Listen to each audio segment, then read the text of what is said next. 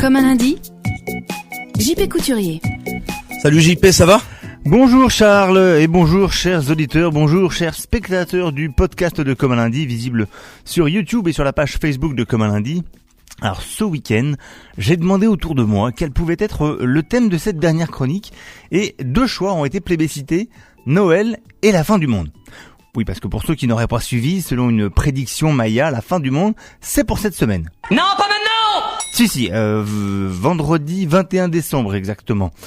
Et c'est là qu'une théorie purement marketing et communication m'est apparue. Et les Mayas n'avaient finalement peut-être pas complètement faux.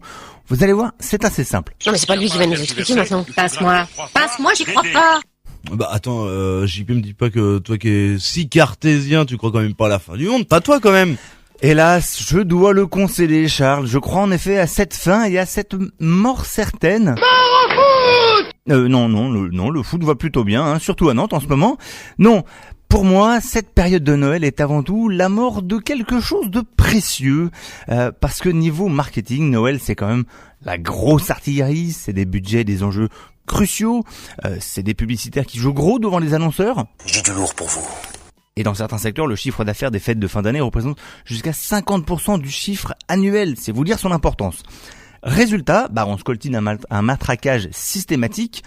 Par exemple, les publicités pour les jouets depuis la fin octobre, soit quasiment 10 semaines, 70 jours, 1680 heures. Plus 1 que je retiens 2, je le paye 4 fois.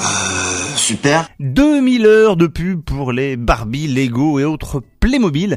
C'est plus du matraquage, c'est de la lobotomisation. Ok JP, bon là je suis complètement d'accord avec toi là-dessus, mais je vois pas trop le rapport avec la fin du monde, dis-moi. J'y viens justement, c'est là où nos esprits d'adultes prennent le dessus sur nos cœurs d'enfants.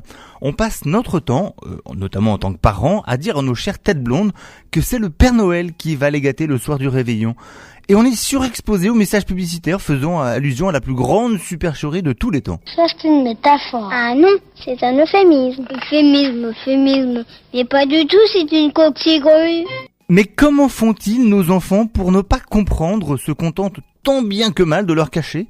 Comment font-ils pour ne pas voir qu'on se fout de leur gueule avec ces 12 barbus plus ou moins bien habillés en rouge dans les hypermarchés ce week-end? J'ai la solution. Oui, j'ai la solution. La solution en fait c'est que la théorie, c'est là où la théorie des Mayas intervient. Voilà le message en fait du 21 décembre selon les Mayas. Au fait, le Père Noël, il viendra pas cette année. Non, il ne viendra pas, non pas à cause de la crise, mais parce que nous, entre autres les adultes, nous avons perdu notre candeur. Nous avons perdu ce qui fait la magie de Noël et que l'on retrouve dans les yeux des enfants le 24 au soir. Ce qui nous attend cette semaine n'est donc pas la fin du monde, mais bien la fin d'un monde, celui de notre enfance. Alors, je sais, après cette terrible révélation, ça va être difficile pour vous. Mais courage, vous pouvez encore y croire, si vous êtes fort, vous ne direz pas « Comment ça va ?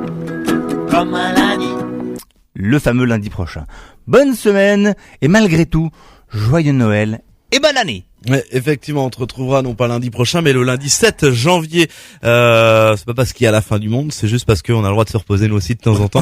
On ne sait pas. Ah, peut-être suspense. Non, je ne pense pas non plus. Effectivement, rendez-vous pour JP Couturier le lundi 7 janvier prochain. Merci beaucoup, spécial rugby. Passez de bonnes fêtes à tous.